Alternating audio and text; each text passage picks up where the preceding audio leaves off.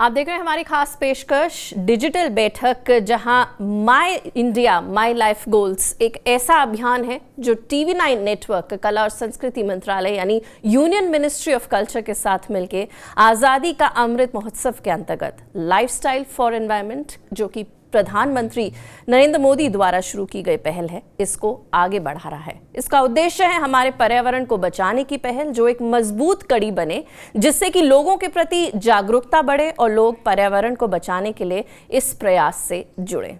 और इस प्रयास से जुड़ने के लिए आज हमारे साथ हैं हमारे ग्रीन वॉरियर। आपको बता दें कि अनुमान है कि अगले 10 वर्षों में प्रत्येक 4 देखी गई प्रजातियों में से एक को ग्रह से मिटा दिया जाएगा, और उसे मिटाएंगे हम में से ही कोई लोग और व्यक्तियों द्वारा। प्रत्येक वृक्ष प्रकृति से की जाने वाली मांगों को पूरा करने के लिए आपको बताएं कि 1.6 यानी 1.6 पृथ्वियां लगेंगी।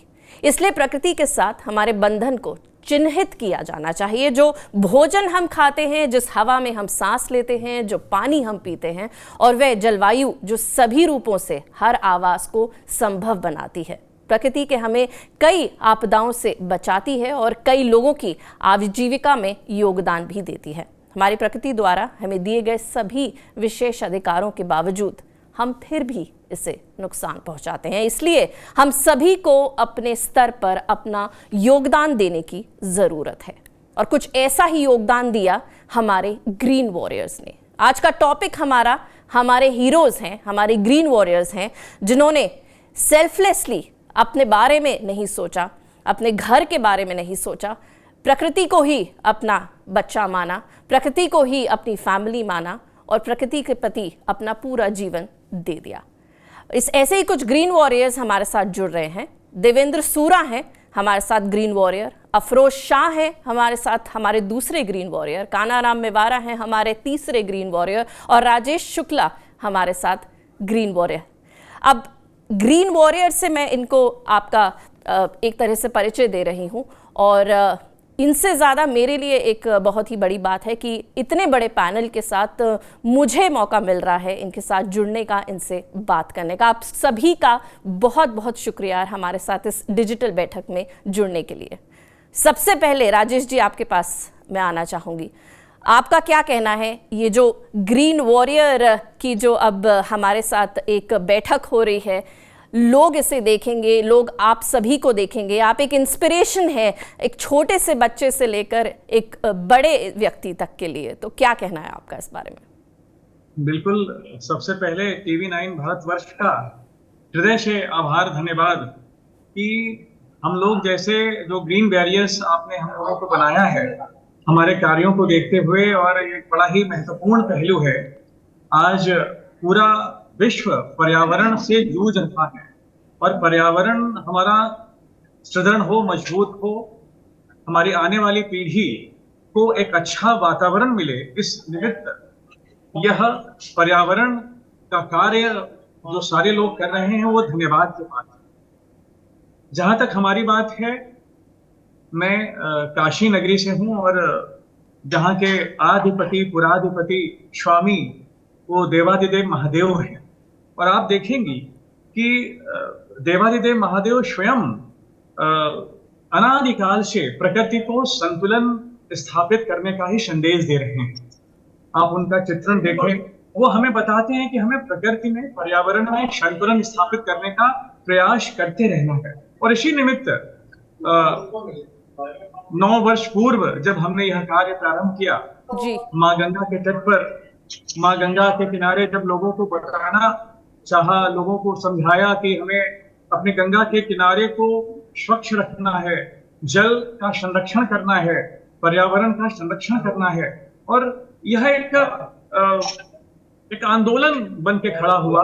और पिछले 9 वर्षों में जो कार्य हमने किया है वो आज प्रत्येक राज्यों के जो लोग हैं उसको भी लोग अनुसरण कर रहे हैं उसका, और हम सब मिलकर यह प्रयास कर रहे हैं कि हमारा पर्यावरण जो जल संरक्षण के प्रति हम सभी लोगों को जागरूक कर रहे हैं, गंगा माँ के लिए हम सभी को जागरूक कर रहे हैं, वो निरंतर सतत प्रक्रिया में जारी रहे, और अपने कार्यों में हम निरंतर रोजाना एक घाट पर जा करके लोगों को समझाते हैं, बताते हैं कि हमें अपने पर्यावरण को मजबूत रखना है, हमें गंदगी नहीं करनी है और माँ गंगा के किनारे कुछ भी गंदगी ना हो, यह बताना, गंगा की तलहटी के अंदर जाकर के, गंगा के अंदर जाकर के सफाई करना बिल्कुल। और माँ गंगा की आरती करना, जल संरक्षण के बारे में लोगों को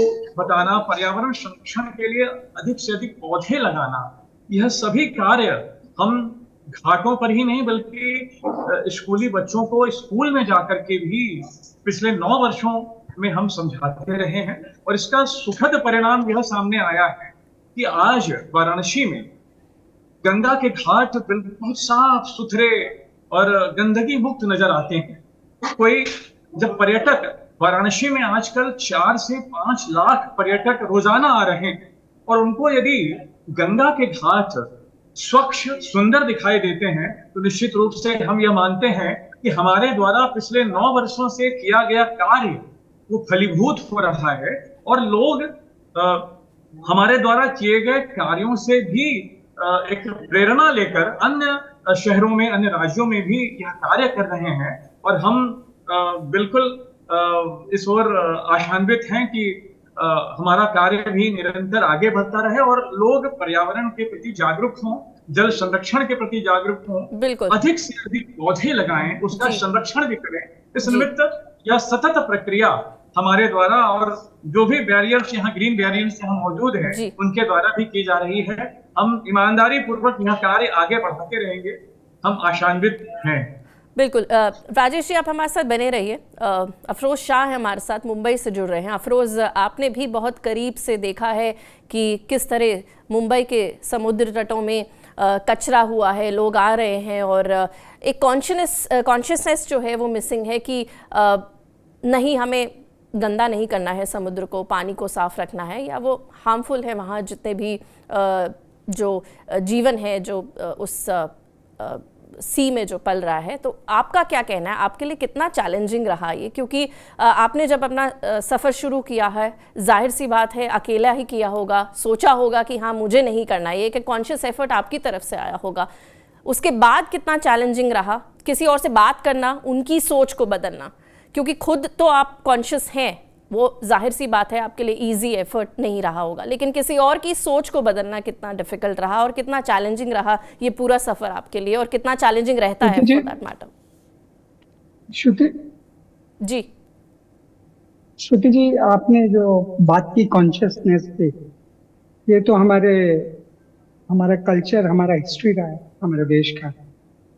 जो 1910 से 1943 में जो कुछ हुआ हमारे देश में, वो एक बहुत बड़ा इंस्पिरेशन था। कुछ लोग शुरुआत में और फिर हर भारतीय खड़ा होके ब्रिटिश राज को ललकार रहा था कि यहाँ से जाओ। किसने सोचा था कि वो जो बोलते थे, इंग्लिश में कहावत है कि the sun never sets on the empire, एक धोती पहने हुए आदमी, हमारे फादर ऑफ द नेशन, उनको ब्रिटिश राज को यहाँ से जाना पड़ा। और हम सबकी प्रेरणा वही है जो 1910 और 1947 के बीच में हुआ। कई लोग, कोई किनके नाम आए और किनके बिना नाम ये देश के लिए खप गए, अपनी जान से, अपनी माल से, अपनी फैमिली से। सालों साल कईयों ने जेल में निकाला, कई तो मर गए, उनके नाम तक नहीं। जलियांवाला बाग आज अब उसका सिंबल रह गया है कि जाके देखो किस तरह 1600 लोगों ने गोली खाई। बिल्कुल। अब 21वीं सदी में ये तो नहीं बोला जा रहा है कि आप गोली खानी पड़ेगी, ये तो नहीं बोला जा रहा है कि आपको जाके डिफेंस फोर्स में जाके आप बॉर्डर पे जाके फाइट। जाहिर सी बात है, एक जंग से कम नहीं है ये अफरोज, मैं आपसे बिल्कुल सहमत हूँ इस बात से। और इतना आसान है अब छोटी छोटी चीजें करना है। हमारे इंस्पिरेशन वही लोग हैं। मैं हमेशा, आज मैं स्कूल कॉलेज में था, हम बोलते हैं जाके बच्चों को, कोई जानता है खुदीराम बोस क्या है? एक 18 साल का लड़का जब खड़ा हो जाता है और बोलता है ये मैं देश से प्रेम करता हूँ, ये प्लेनेट से प्रेम करता हूँ। हमारा प्रॉब्लम ये हो गया है, श्रुति जी, मैं आपको पहले प्रॉब्लम बता दूं तो मैं सोल्यूशन डिस्क्राइब करूँ। प्रॉब्लम ये हो गया है कि हम बातें बहुत करते हैं जनरेशन। आप देखो, जहाँ भी डिबेट, माइक लेना, माइक पे बोलना, काम बहुत कम चालू देश में। तो ये परिभाषा को बदलना, काम ज्यादा करो और करने के बाद फिर आप आके बात करिए उसके बाद। एक ये। दूसरा, जो 1910 और 47 के बीच में हुआ, वही जज्बे से हमको आज खड़ा रहना है। और हर बच्चा, हर बूढ़ा, हर आदमी, तो ये चैलेंज जो आप वर्ड यूज करेंगे, कॉन्शियसनेस श्रुति जी, और चैलेंज, ये हर जर्नी में है। ऐसा कोई बोल नहीं सकता कि बिना चैलेंज के कुछ चीजें हुई है। बट वो चैलेंज को हंसते हुए और प्यार से लेना और उसको एक अपॉर्चुनिटी में बदलना, चैलेंज को, यही इंसान की लीडरशिप और उसकी जीत का वजह है। हमने जब बीच क्लीनअप शुरू किया तो हम सोचते थे कि ये बीच क्लीनअप कब खत्म होगा, होगा कि नहीं। इतने टनों टन कपड़े, आज 8 साल में हमने कुछ 80 मिलियन केजीज लेगेसी वेस्ट जो बोलते हैं, प्लास्टिक डेब्रीज और मरीन डेब्रीज निकाला है। तो हमको लगता था होगा कि, बट जब ये आवाज लगी कि ये देश के लिए काम है और ये हमारे पर्यावरण के लिए काम है, तो लोग सहभागी हो जाते हैं, वो बदलाव आता है। वो हमेशा मैं लोगों को बोलता हूँ, कुछ ट्रिगर की जरूरत होती है। हमारे अंदर ट्रिगर नहीं होता तो नहीं होता है, और ट्रिगर मिल जाए तो मास कम्युनिटी ज्वाइन होती है। तो ये बहुत जरूरी है श्रुति जी, कि आदमी ये देश की संस्कृति और इसकी हिस्ट्री को इंस्पिरेशन बनाए। जी। हम इधर उधर देखते हैं वेस्टर्न कंट्रीज में, यहाँ इंस्पिरेशन ढूंढ रहे हैं, और आज सोशल मीडिया के टाइम में सब इंस्पिरेशन वहीं से देख रहे हैं। और जबकि जो 1910 और 47 में मेरे हिसाब से जो हुआ, 27 30 40 साल की जो जंग लड़ी, इसका बेहतरीन एग्जाम्पल दुनिया में कहीं नहीं मिलता, कि जब कुछ लोग डिसाइड करें कुछ चीज करने के लिए, तो उसकी दुनिया की कोई ताकत नहीं रोक सकती।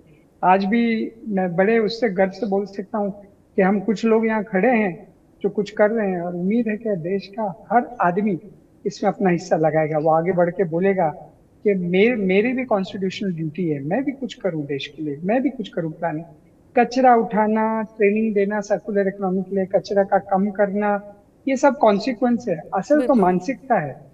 हाँ, मैं जो बोलता हूँ हमेशा लोगों को, the pollution begins in the head and it must and in the head. तो दिमाग एग्जैक्टली। में शुरू हुई और वहीं उसको खत्म कर दीजिए। Totally, very very very beautifully put up Afroz. आपसे हम बातचीत जारी रखेंगे। देवेंद्र सूरा है हमारे साथ, वो भी हमारे ग्रीन वॉरियर है।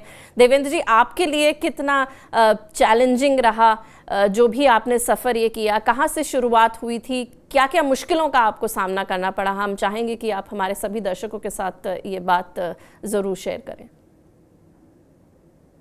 श्रुति बहन नमस्ते। मैं सबसे पहले TV9 भारतवर्ष को धन्यवाद देता हूं, जो प्रकृति माँ का कार्य है, जो हम भी प्रकृति का हिस्सा हैं, और इसको एक जनमानस के पहुंचाने के लिए जो कार्य आप कर रहे हो, और निश्चित तौर पर ये कार्य हर जनमानस के सहयोग से ही संपन्न हो सकता है, क्योंकि प्रकृति हमारी माँ है, ये धरती हमारी माँ है।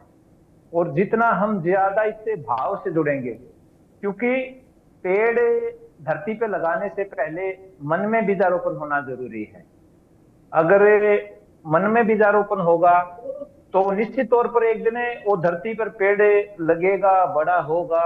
इस तरह धीरे धीरे पूरे, जैसे हमने हरियाणा प्रदेश है, हरियाणा प्रदेश में 1% सबसे कम है पूरे भारत में, और यहाँ चैलेंज बड़े बड़े आते हैं। जैसे आपने देखा होगा, बेटियों को पहले जिस तरह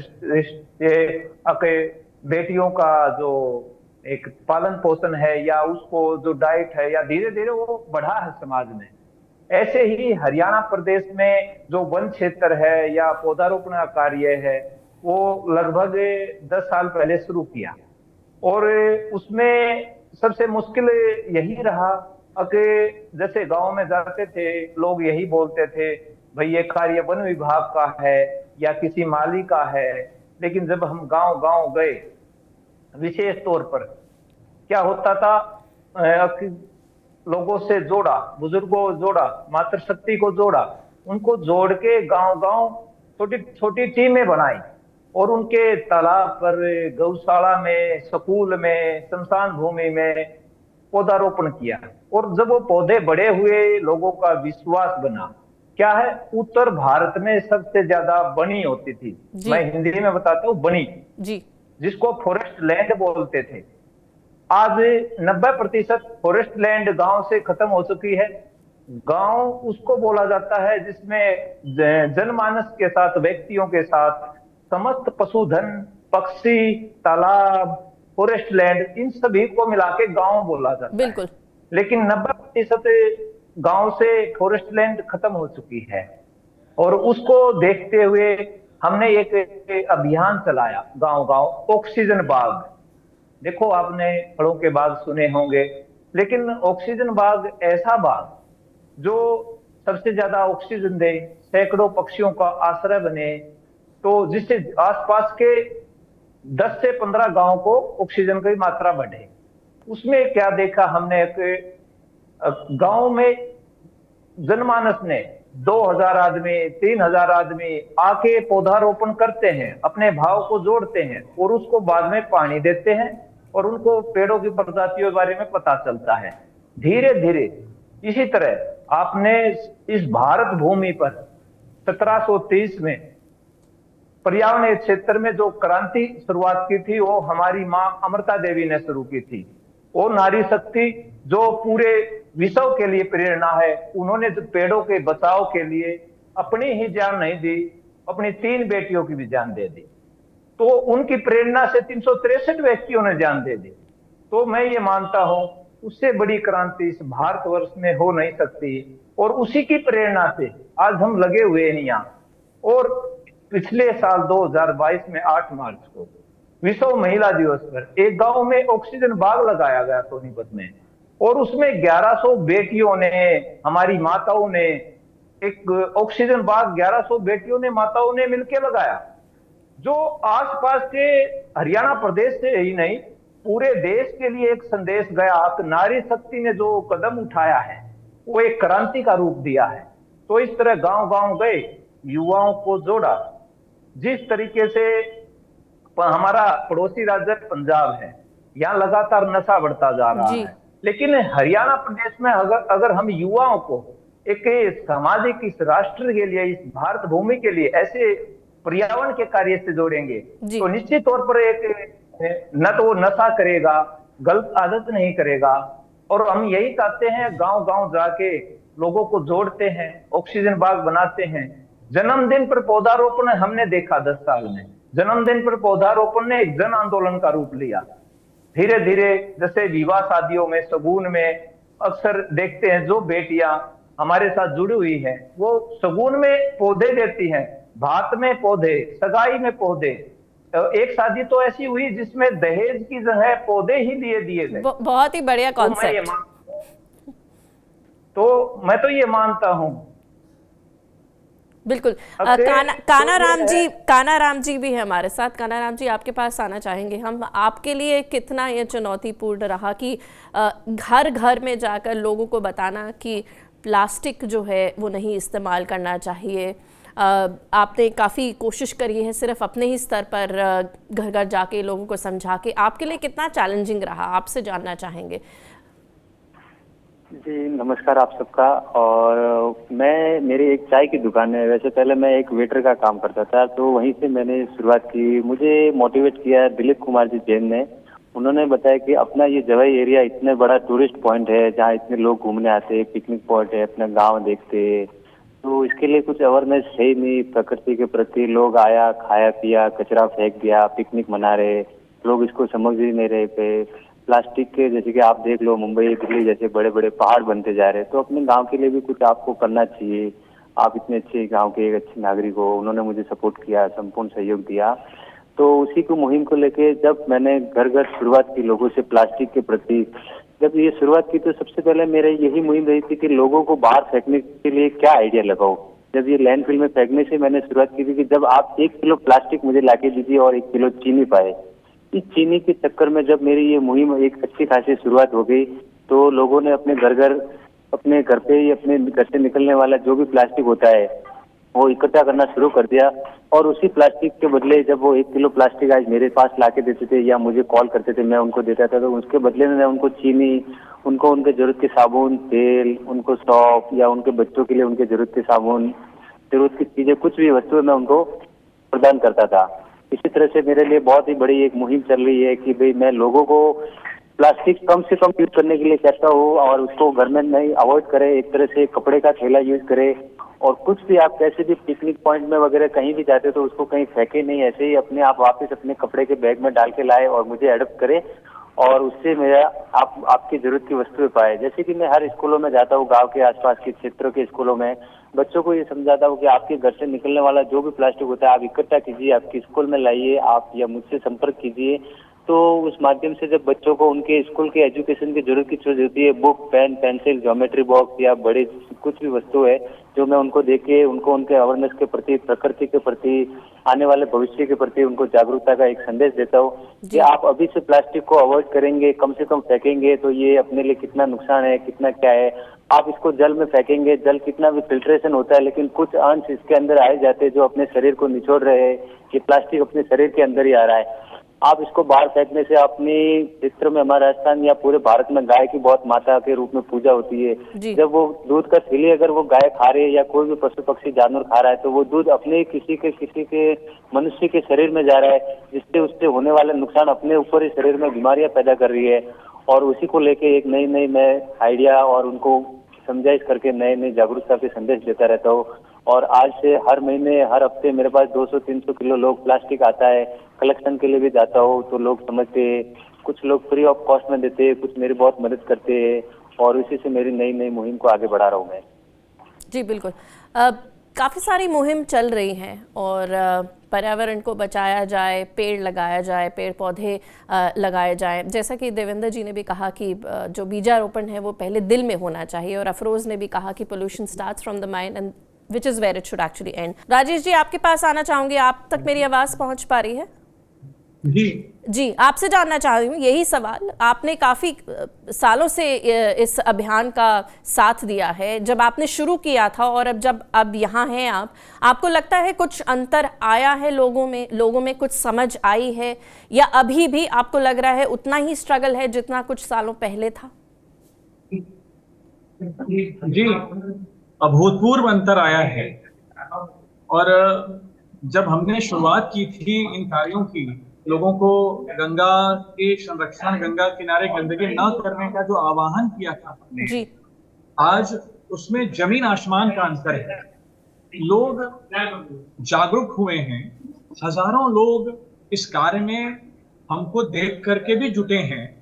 और मुझे ऐसा लगता है कि आज जब हमने 9 साल पहले इस अभियान की शुरुआत की और आदरणीय प्रधानमंत्री जी को अपने सन्मुख गंगा किनारे की सफाई करते हुए देखा, उसके बाद से और उस अभियान को जन आंदोलन के रूप में जब जनता ने लिया, आज घर का बच्चा भी स्वच्छता के प्रति यदि आकर्षित हो रहा है, लोग कहीं भी कूड़ा करने में, गंदगी करने में सकुचाते हैं, तो आज निश्चित रूप से यह हमें लगता है कि पिछले 9 वर्षों में जो हमने कार्य किया है, गंगा के तट पर लोगों को समझाने का, बताने का, गंदगी न करने का, पॉलिथीन मुक्त गंगा घाट बनाने का, हमने कई वर्षों से गंगा तट पर कोई पॉलिथीन लेकर के ना आए, पॉलिथीन का इस्तेमाल ना करे, पॉलिथीन को गंगा में विसर्जित ना करे।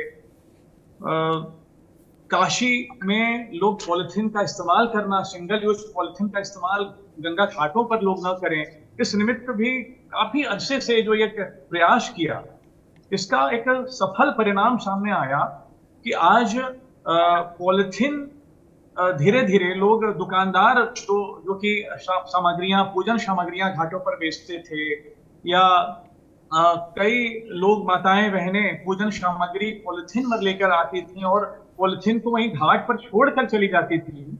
हम लोगों के इस अभियान से, जो कि विगत कई वर्षों से जब हमने नाव के माध्यम से, लाउडस्पीकर के माध्यम से सफाई करके और जनता जनार्दन के सन्मुख यह बताते हुए, यह दिखाते हुए हमने यह प्रयास किया वाराणसी के घाटों पर, और यह प्रेरणा जो हम लोगों को मिली, निश्चित रूप से इसके पीछे आदरणीय प्रधानमंत्री श्री नरेंद्र मोदी जी का एक जो आंदोलन है, वह हमारे साथ, उनका आशीर्वाद काम कर रहा है और लोग सफाई के लिए जागरूक दिखाई देते हैं। आज घाटों पर गंदगी नहीं के बराबर दिखती है, और जो लोग इस ओर अभी जागरूक नहीं हैं, उनको भी जागरूक करने का हम प्रयास कर रहे हैं। और निश्चित रूप से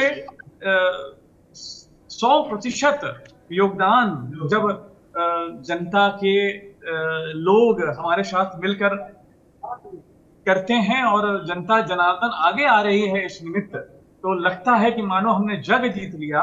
क्योंकि सफाई है तो स्वास्थ्य है, और गंदगी है तो बीमारी है, और सबका साथ हो गंगा साफ हो। इस मूलभूत बातों को ध्यान में रखकर जन भागीदारी, इस जन सहभागिता इस ओर सुनिश्चित करना कि लोग अपने आप को इस निमित्त, पर्यावरण संरक्षण के निमित्त आगे आए, जी। लोग इस ओर ध्यान दें, प्रेरणा लें, और इस प्रेरणा के पीछे सबका स्वास्थ्य छिपा हुआ है, और हम आरोग्य भारत, स्वस्थ भारत, स्वच्छ भारत की ओर बढ़ते जाएं।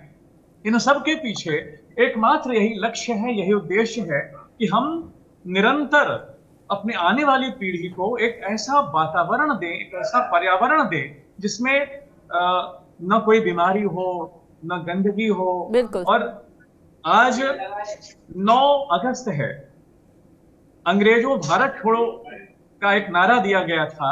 आज हम आपके माध्यम से गंदगी भारत छोड़ो का एक नारा देते हैं, और सबको यह बताने का प्रयास करते हैं कि हमें अपने पर्यावरण को निरंतर एक ऐसी परिस्थिति में लाना है कि हमें शुद्ध जलवायु मिले, शुद्ध हवा मिले, और हमारी जो माता की तरह हितचारिणी नदियां हैं, जिन्होंने हमें पाल पोस कर बड़ा किया है, जिनसे हम पेयजल भी लेते हैं, हमारी सिंचाई, हमारी खेती, हमारे धार्मिक, हमारे तीर्थाटन, इन नदियों के किनारे हम अपने जन्म से लेकर मृत्यु तक के सारे संस्कार संपादित करते हैं।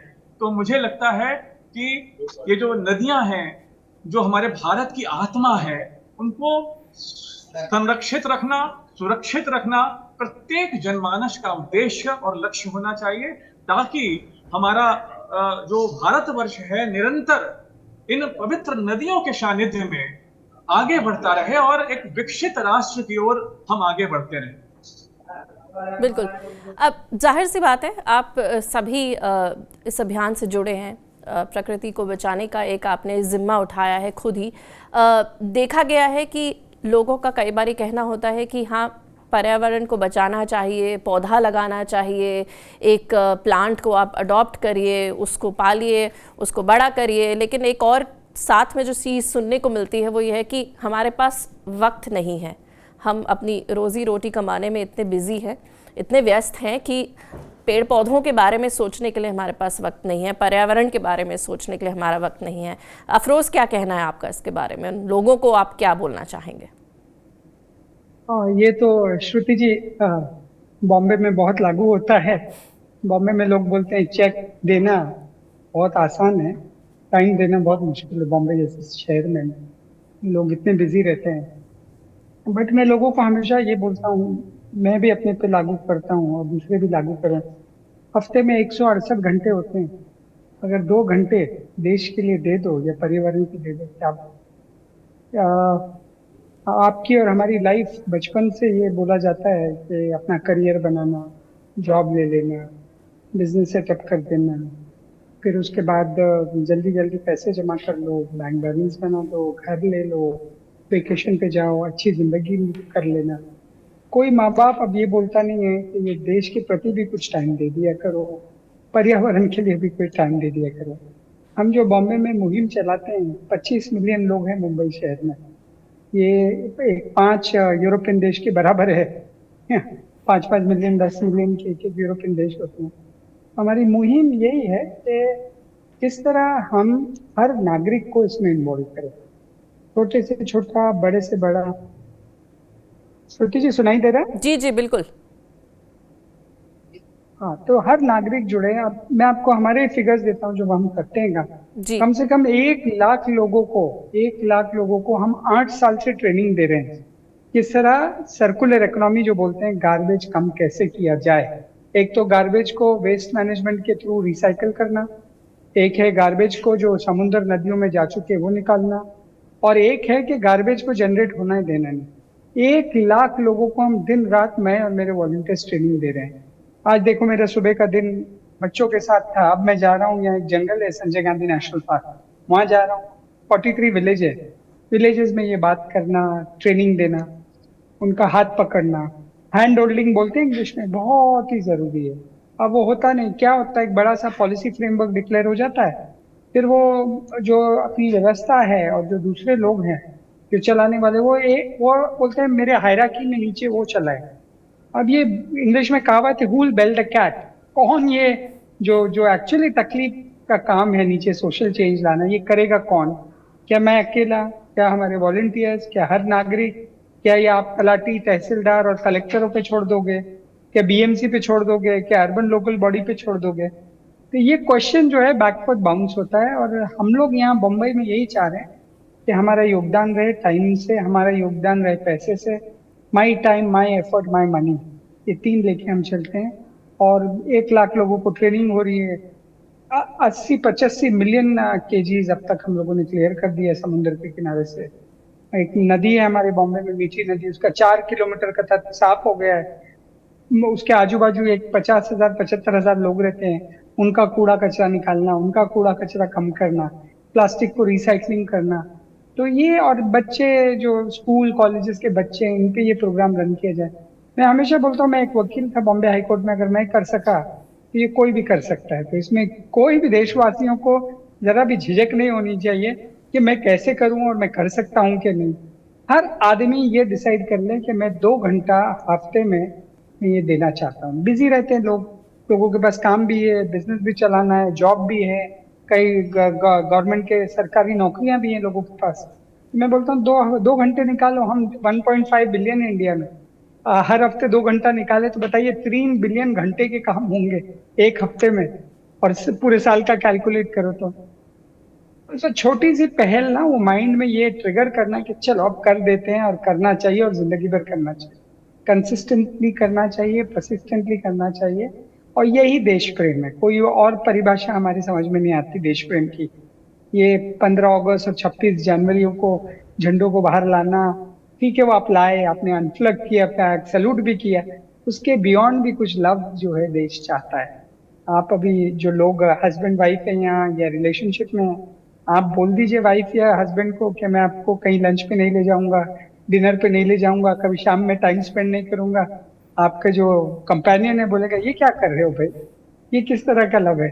वैसे है ये जो देश के लिए प्रेम है, प्लानिट के लिए, इसको टाइम चाहिए, बिल्कुल। इनको समझना पड़ेगा। जब तक हम टाइम नहीं देंगे तो तब तक हम खाली हमारा जो I love India, I love India, ये जबान पर रह जाएगा। हफ्ते में जो भी ये कार्यक्रम सुन रहा है, नरेंद्र मोदी जी खुद चीख चीख के बोल रहे हैं, आगे पुश कर रहे हैं लोगों को कि जुड़ो। ये अकेले आदमी का काम नहीं है, और ये एक गवर्नमेंट का काम भी नहीं है अकेले। इसमें जब सब लोग कोलैबोरेट करेंगे तो ये कहीं गाड़ी चलेगी। जर्नी शुरू हो गई, बट इसको पुश करते रहना चाहिए। बिल्कुल। अब हमारे साथ ही आपके जैसे ग्रीन वॉरियर हैं, आप हमारे साथ एक ग्रीन वॉरियर की कहानी ये भी है। रमैया जी हैं, ट्रीमैन उनको कहा जाता है। उन्होंने अपनी ज़मीन बेच दी, अपनी पर्सनल ज़मीन बीज खरीदने के लिए और पेड़ पौधे लगाने के लिए। तो ऐसा भी एक वक्त आया कि लोगों ने उन्हें कहा कि ये पागल हैं। अब फैमिली का सपोर्ट भी बहुत ज़रूरी होता है। ये भी एक चीज़ सामने आती है जब आप इस तरह के कार्य करने चाहते हैं कि क्या पागल हैं ये, और फैमिली कहेगी कि छोड़ो ये सब, ये क्यों कर रहे हो आप। तो कारा जी, आपसे जानना चाहूँगी फ़िलहाल में कि फैमिली सपोर्ट कितना ज़रूरी है इस सब कार्य करने में, और उसमें किसी तरह का चैलेंज फेस करना पड़ता है, क्योंकि जैसा मैंने आपको बताया एक ग्रीन वॉरियर हमारे साथ है रमैया जी, उनको भी लोगों ने पागल घोषित कर दिया कि ये पागल है, अपनी ज़मीन बेच दी, पर्यावरण के लिए बीज खरीदने हैं इनको, ऐसा क्यों किया। तो आपका क्या कहना है इस बारे में, आपका क्या एक्सपीरियंस रहा, अगर हम आपसे जानना चाहें तो।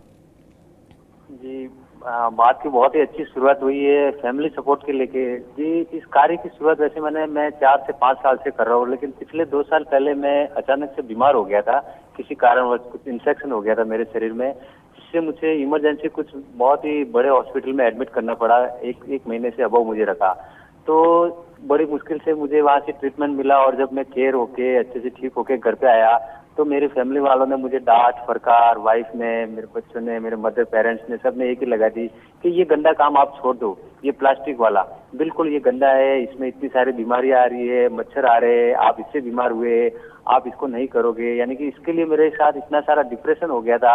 आसपास के लोग जो मेरे कुछ मित्र थे, कुछ फ्रेंड थे, उन्होंने भी मुझे एकदम नेगेटिव पर्सन में डाल दिया था कि ये आपके लिए बहुत डिफिकल्ट है, नहीं हो पाएगा, आप मत कीजिए।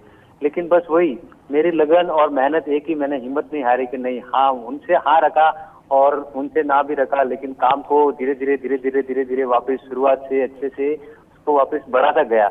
आज बढ़ाते बढ़ाते आज वही फैमिली वाले, जब आप सबके सहयोग से इतने बड़े बड़े प्रोजेक्ट में जाना, या लोग मुझे सपोर्ट करते, बच्चे सपोर्ट करते, तो वो समझ रहे कि हाँ शायद हमने मना करके गलती किया। लेकिन आज मेरे फैमिली वाले ही और मेरे अदर फ्रेंड्स कजन वो भी मेरे साथ इस ग्रुप में जुड़े हुए हैं। जो कहीं भी मैं इन्वायरमेंट प्रोग्राम कराता हूँ तो मेरे साथ वो हमेशा ज्वाइन में सपोर्ट में तैयार रहते हैं। काफी अच्छी अभी ये मुहिम चल रही है और मुझे इस चीज को लेके बहुत परेशानी हुई, ये आपने सही बताया। फिर मैंने लोगों को ये एक नई थीम शुरू की, जल जमीन और जंगल के नाम से थीम शुरू की, जिसमें जल संरक्षण का मैं ये हमेशा उद्देश्य देता था कि कहीं भी आप पानी का बोतल भी खरीदते हो तो आधा पानी आप रोड पे नहीं गिराए, फेंके नहीं, आधा पानी आप पेड़ के अंदर डाले तो उसको कम से कम उसकी जान में उसको जरूरत से ज्यादा उसको पानी मिल सके। जंगल को बचाने में से मैंने जब बच्चों को जंगल के बारे में बताया कि अपना इतना अच्छा गाँव, दूर दूर से लोग आते हैं घूमने, टूरिस्ट, पशु पक्षी प्रेमी सब आते हैं इन्वायरमेंट को समझने के। ये है, इसको ही हम स्वच्छ और सुंदर रखेंगे तो अपने गांव के लोगों को रोजगार मिलेगा, स्वच्छता दिखेगी, आसपास में काफी अच्छा माहौल रहेगा और अपने आने वाले भविष्य का काम है कि आपका गांव बहुत सुंदर है, लोग आपके गांव की तारीफ करेंगे। तो इसी मुहिम के साथ साथ बच्चे, गाँव वाले, बड़े बुजुर्ग, महिलाएं, सबको मैंने इसे धीरे धीरे बढ़ावा दिया और आज मेरे हर पूरी टीम और पूरे गाँव वाले मेरे को सहयोग मिल रहा है इस स्वच्छता की मुहिम में। बहुत ही बेहतरीन। देवेंद्र जी आपके पास जान जाएंगे, देवेंद्र सूरा है हमारे साथ। फैमिली सपोर्ट की जैसे बात की गई, आपके लिए कितना मुश्किल रहा और क्या आपको वक्त मिला कि आप कैसे आपने वक्त निकाला कि आप अपनी फैमिली को वक्त ना दें और पर्यावरण के प्रति अपनी जिम्मेदारी निभाएं, उसके बारे में हमें बताइए। देखो बहने, हम कोई भी कार्य सोचते हैं, हम बिजनेसमैन हैं, फैमिली वाले हैं या कुछ भी हैं, लेकिन जब मन में कुछ करने की इच्छा हो तो समय अपने आप निकल जाता, हम कितने भी व्यस्त। जब मैं 2011 में चंडीगढ़ पुलिस में सिपाही के पद पर सिलेक्ट हुआ तो घर वालों ने यही सोचा था कि अब और प्लॉट लेंगे और गाड़ियां लेंगे, ऐसा उन्होंने सोचा था। लेकिन मेरा मन था कि मैं प्रकृति के लिए कुछ ऐसा करूं, पशु पक्षियों के लिए, समस्त जीव जगत को इसका लाभ हो। शुरू में क्या होता है, मैं थोड़ा हरियाणी में बताता हूँ कि शुरू में होता था कि घर में पैसे नहीं देता था, पेड़ पौधा रोपण पर खर्च करता था, नर्सरी बना रखी थी लोगों को फ्री में पौधे देने के लिए। और कभी हमारे घर आके मामा जी बैठ जाते थे, वो पंचायत करते थे, अब भाई आपका क्या है, आपका मकान नहीं है, आपकी गाड़ी नहीं है। बुआ आके बैठ जाती थी, अब आप घर कुछ नहीं देते हो, आपका क्या है, यहाँ ना गाड़ी है आपके पास, ना मकान है आपके पास। धीरे धीरे काफी समाज में लोग हमारे माता पिता को बोलते थे ये तो नाश करेगा या इसका जो है इस तरह से पूरा परिवार ही दिक्कत में आ जाएगा। लेकिन जब धीरे धीरे कार्य किया, उनका विश्वास बना, क्योंकि अक्सर समाज में लोग नशा करके या इस तरह से भी तो अपना जीवन बर्बाद कर देते हैं। लेकिन जब समाज में धीरे धीरे वो पेड़ लगे, लोग जुड़ते गए, लोग उन्हें कहने लगे, गांव वाले कहने लगे, रिश्तेदार भी ये हमारा भांजा है, ये हमारा भतीजा है, ऐसे बोलने लगे। तो उनको ऐसा लगा, गांव वाले बोलते हैं ये हमारा बेटा है, हमारा जानकार है। जब जैसे आप सबने जैसे पूरे भारतवर्ष में इस मैसेज को पहुंचाया तो बड़ी खुशी मिली और आज उनको गर्व होता है, हाँ ये हमारा बेटा है। जैसे मेरे एक बेटा एक बेटी है, पत्नी है, वो भी बड़ा खुश होते हैं। क्योंकि जीवन जीने के लिए व्यक्ति को साधारण जीवन में ही काम चलता है। जितना साधारण जीवन होगा, उसका साधारण भोजन होगा, उतनी शांति बनी रहेगी, उतना ही प्रकृति के साथ वो बना रहेगा। और इस तरह से मैं ये कहता हूँ, व्यक्ति का जीवन साधारण होना चाहिए। और ये तो विपत्ति आती है, सबसे बड़ा एक होती है इंटरनल पर्सनालिटी है, एक होती है एक्सटर्नल पर्सनालिटी। तो मैं ये मानता हूं जो इंटरनल पर्सनालिटी जिसके अंदर होती है उसको ना तो किसी बड़ी कंपनी के कपड़े की जरूरत है ना ही, क्योंकि मैं एक एथलीट था और चोर बाजार से जूता खरीद के लाता था दिल्ली से पुराना, तो गेम करता था। लेकिन एक समय आया कनॉट प्लेस सीपी से भी जूता खरीदा, लेकिन मन में माना अब जो साधारण जीवन है, अब जैसा साधारण भोजन साधारण जीवन, अब लोग मैं जाता हूँ बड़े खुश होते हैं, लोग इकट्ठा हो जाते हैं, पता नहीं वो कैसी शक्ति मानते हैं क्या मानते हैं, लेकिन मैं तो ये मानता हूँ मैं जैसा पहले था आज भी वैसा है। बहुत ही बेहतरीन देवेंद्र जी। और चलते हैं हम अब राजेश शुक्ला जी के पास। राजेश जी, आपसे जानना चाहेंगे क्या चैलेंजेस आपने फेस किए फैमिली फ्रंट पे, किस तरह की आपको सपोर्ट मिला और कितना मुश्किल या आसान रहा आपके लिए?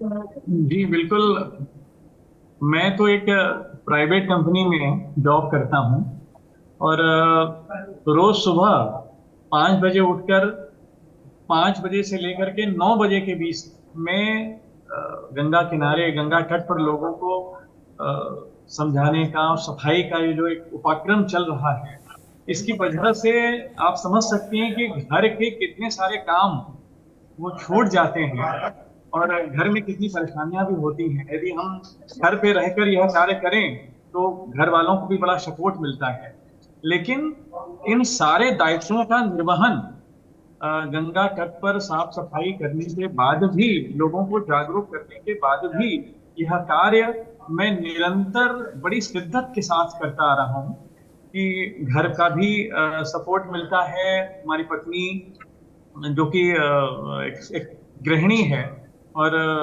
निरंतर जब हम गंगा तट पर लोगों को समझा करके जागरूकता के परिप्रेक्ष्य में जब आते हैं घर पर, तो घर के काम को भी अक्सर हमने एक शुरुआत में कई चीजों को खुद करके जाते थे गंगा तट पर कि घर के लोग भी इससे आशान्वित रहें। और निश्चित रूप से जो फैमिली का सपोर्ट है और हमारी जो अपनी जहां मैं काम करता हूं उनका भी सपोर्ट मुझे निरंतर इस ओर मिलता रहा, ताकि मैं 4 घंटा जो एक समय दे पाता हूं समाज के लिए, पर्यावरण के लिए। निश्चित रूप से कभी कभी परेशानियां तो अवश्य होती हैं, सबके जीवन में आती हैं, हमको भी रूबरू होना पड़ा है, लेकिन एक चैलेंजिंग एक 9 वर्षों का यह जो अभियान, एक ऐसा अभियान हमें लगा कि हमने आज समाज को कुछ दिया है और इससे लोग प्रेरित होकर, यदि सभी जनमानस में कुछ लोग, कुछ हजार लोग प्रेरित होकर यदि इस ओर आगे आएंगे और इस कार्य को करने में अपनी भूमिका का निर्वहन करेंगे और हजारों को जागरूक करेंगे, लोग इस ओर आगे बढ़ेंगे। और आपने देखा होगा हम अपने हर कार्य में झंडा, तिरंगा झंडा अवश्य लेकर के जाते हैं। जब मैं सवेरे 5 बजे घर से निकलता हूं तो हमारे स्कूटर पर, हमारे कंधे पर तिरंगा होता है और लाउड स्पीकर होता है, माँ गंगा की आरती का पात्र होता है, सफाई के लिए डलिया होती है, झाड़ू होती है। और जब एक ही स्कूटर पर इन सारी सामग्रियों को लेकर के वाराणसी के 84 घाटों पर, आज शक्ति घाट जाना है, कभी नमो घाट जाना है, कभी मणिकर्णिका घाट जाना है, कभी सिंधिया घाट जाना है, तो जब मैं निकलता हूं तो निश्चित रूप से अभी लोगों, आपने बताया कि लोग सोचते होंगे कि आज 15 अगस्त तो है नहीं, आज 26 जनवरी तो है नहीं, लेकिन ये भाई साहब झंडा लेके जाते हैं। लोग कई तरह की बातें भी करते हैं, हमारे मोहल्ले में भी लोग आसपास ये बातें करते थे कि भाई राजेश जी रोज झाड़ू लेकर के और अपने कंधे पर ये सब रख करके, तो ये सारी बातें हमारे साथ भी हुई, लेकिन हमने इसको एक मेहनत के रूप में लिया, एक चुनौती के रूप में लिया, एक जंग के रूप में लिया। और आज निश्चित रूप से मन में संतोष है कि 9 वर्षों की यह जो 4 घंटे की रोजाना की तपस्या है वो फलीभूत हो रही है। और निश्चित रूप से यह आगे भी सब लोग जुड़ते रहें, लोगों का आशीर्वाद भी मिले, लोगों का स्नेह भी मिले, जो हमारे बड़े लोग हैं उनका भी संस्कार और स्वच्छता को संस्कार के रूप में लोग शामिल करें, पर्यावरण को संस्कार के रूप में लोग शामिल करें, यह एक जन आंदोलन बने और हमारा पर्यावरण इतना अच्छा हो जाए कि हमारी आने वाली पीढ़ी, बच्चे बच्चे उस अच्छे पर्यावरण का लाभ लें, स्वस्थ रहें, यही हमारी कामना है। जी, तो राजेश शुक्ला हमारे साथ बने हुए थे, आपका बहुत बहुत शुक्रिया और हमारे साथ इस डिजिटल बैठक में जुड़ने के लिए। देवेंद्र सूरा हैं, आपका भी बहुत बहुत धन्यवाद देवेंद्र जी। अफरोज़ हैं, अफरोज़ आपका बहुत बहुत शुक्रिया इस डिजिटल बैठक में हमारे साथ जुड़ने की और अपना वक्त देने के लिए। और कान्हा जी, आपका भी बहुत बहुत शुक्रिया इस डिजिटल बैठक में हमारे साथ बने रहने के लिए। आप सभी का बहुत बहुत शुक्रिया। और सभी ये हमारे ग्रीन वॉरियर्स हैं। और इस बैठक में आपने एक बात और नोटिस करी होगी कि मैंने कुछ खास ज़्यादा बोला नहीं, ना ही प्रश्न करे, क्योंकि सीधी सी बात है, इस बैठक में मैं चाहती थी आप इन ग्रीन वॉरियर्स की कहानियां सुने, इनको क्या चैलेंजेस फेस करने पड़े, इन्होंने क्या क्या दुनिया से सुना, उसको नकार के जो उनका लक्ष्य था कि हमें पर्यावरण के लिए कुछ करना है वो किया। वो मैं चाहती थी कि इस प्लेटफॉर्म से हमारे दर्शकों तक पहुँचे, एक एक व्यक्ति तक पहुँचे उनकी कहानी, और देखें कि कितना इन्होंने स्ट्रगल किया और कैसे पर्यावरण के प्रति अपना फ़र्ज़ निभाया। इन सभी ग्रीन वॉरियर से हमें प्रेरणा लेनी चाहिए। और जैसा कि मैंने शुरुआत में भी कहा, आप हमारे साथ जुड़े, ये हमारे लिए एक बहुत बड़ी बात है, एक ऑनर है हमारे साथ। और मेरे लिए खासकर से बहुत बड़ा ऑनर है कि मैं ग्रीन वॉरियर्स के साथ बैठकर बातचीत कर पाई और उनके स्ट्रगल को दुनिया के सामने रख पाई। आपका बहुत बहुत धन्यवाद सभी का। पर्यावरण हरा भरा रहेगा तो जाहिर सी बात है हमारे लिए लाभदायक रहेगा। तो आप पेड़ लगाएं, पेड़ पौधों को प्यार करें, अपने अपने बच्चों की तरह रखें, क्योंकि पेड़ और पर्यावरण हरा भरा रहेगा तभी हमारा जीवन भी खुशहाल रहेगा। फिलहाल डिजिटल बैठक में इतना ही, आप दीजिए मुझे इजाज़त।